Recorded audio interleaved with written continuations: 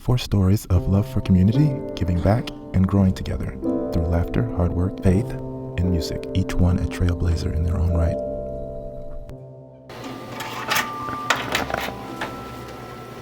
My name is Josephine Hodison.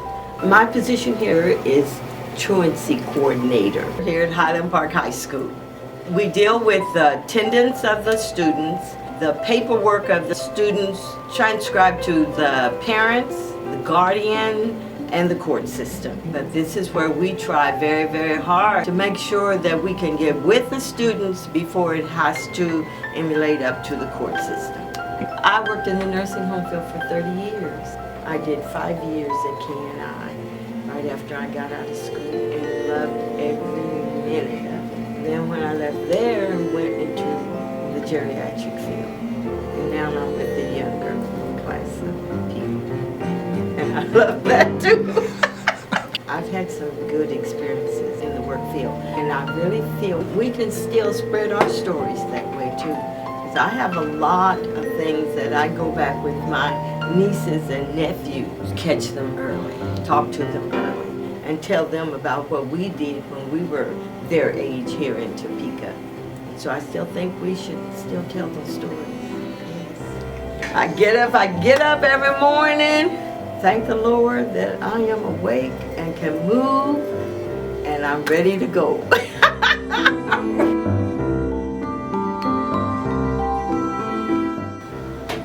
Eleanor Daniels. Could you spell that for me? You want me to spell T-H-A-T or my name? I supervise ISS, in-school suspension. When they're skipping, disruptive in class, or anything like that, they send them down to ISS. These kids come in here, they're angry when they come in here, but I usually have music going, and I burn candles so there's a nice scent in here. And it's quiet, and when I get some really disruptive ones in here, I go on YouTube and get anti-anxiety music on. I was in nursing for 40 years. I retired in 1995, and I've retired about 6 times since.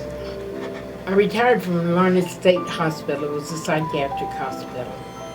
And I worked there for 20-some years, 23 or 24 years. My last job there, I was supervisor over the children's unit for a while, and then was in charge of the addiction unit.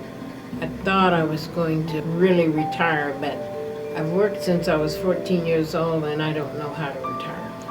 Just don't know how. I have 22 grands, and I just had my 16th great-grand was born just recently. I volunteer with a ministry called Kairos Torch, where we mentor young men in the prison facilities. You ask how I got here? I really don't know. It was a God thing. Because after 40 years of nursing and having raised 5 children and helped raise 2 grandchildren and adopting one of the grandchildren, I didn't feel I wanted to take care of kids anymore. I wind up at a high school supervising ISS. How did this happen? But I love it. I love it. It's challenging and it's rewarding to be able to input in these kids' lives. And so many of them need that.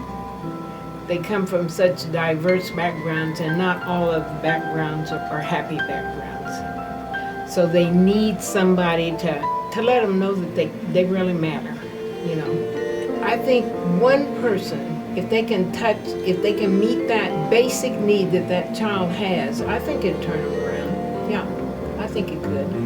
I get my inspiration from God. My kids do encourage me. They brag about me all the time, how old I am and still going 90 miles an hour. And that kind of spurs me on too. But I just like being useful, doing something worthwhile, feeling like I'm making some kind of contribution to the world.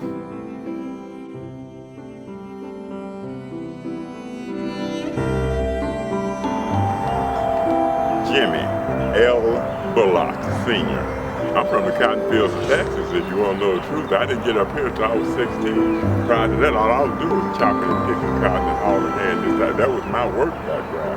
Matter of fact, I think what really turned me around, I went and got some training. I went to Job Corps and got some training that I could put on paper and get jobs, you know. And I got my GED in there too. But I grew up over here. This was called Mud Town. 16-year-old to now, I've been in this area. Basically, a couple years, a couple other places, but now I've been in this area. I'm 70. Okay. And they used to have business all over now. Washington, they had houses all through there, which is packed with people, well, most of the black people was. We now can rebuild, build better. There was enough people that said, hey, let's get together, let's get this land, keep it. And we built 9 new homes.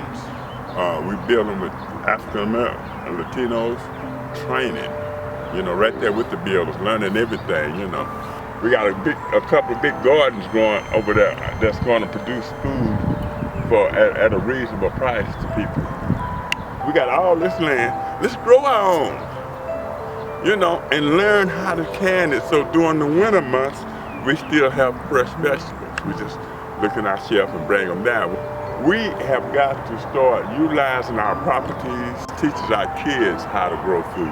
So they'll never go hungry. We're doing that. We got the land to do more. They say it takes a community to raise a child, but it actually takes that community to raise the community. We have got to get ourselves together, our generation together. Quit trying to worry about, oh man, I got a new car, I'm going to take this vacation. But when you come back, you got to still deal with the problems in these streets. Your kids and your grandkids and your grandkids, all of them, the problems stay there until we eliminate it. It has not been eliminated because we have eliminated it. We as the people, man, that's why I keep saying we as the people. For the last 45 years, that's been my whole goal, is we got to bring our families back together. We got to get our men and women in the process of loving one another, taking care of one another, you know, and raising kids, stand together and raising the kids. Let's do something positive. Let's have positive stuff coming out of our community.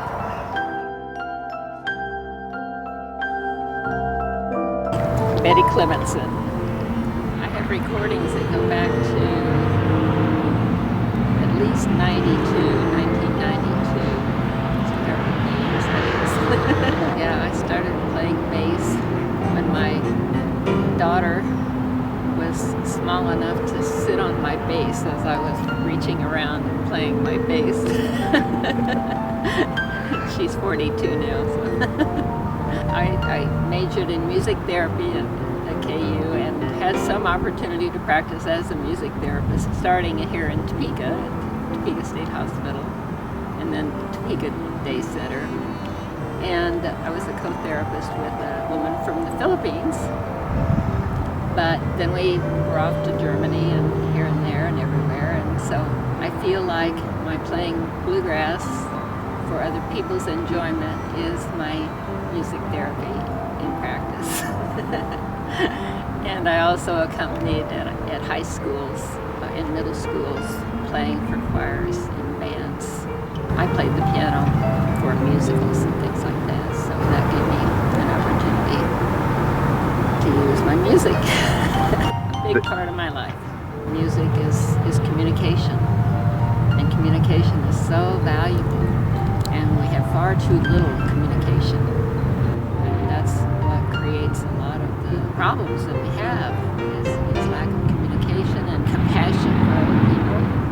This Buddhist organization is all about bringing about world peace through friendships with one another.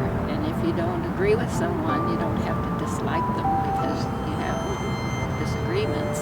You listen to one another, helping people to be happy.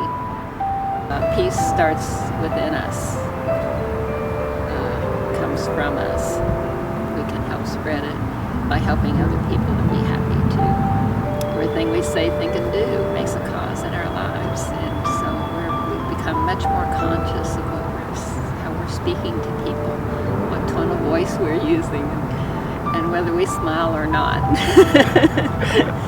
Smiles are great. It's all about, the priorities being education. Our out to bring peace to the world and happiness being so valuable. So let's continue the legacy of these trailblazers. Let's spread happiness, peace, and music. Bring people together through hard work. Continue to care for one another and share our stories with future generations for a better world tomorrow.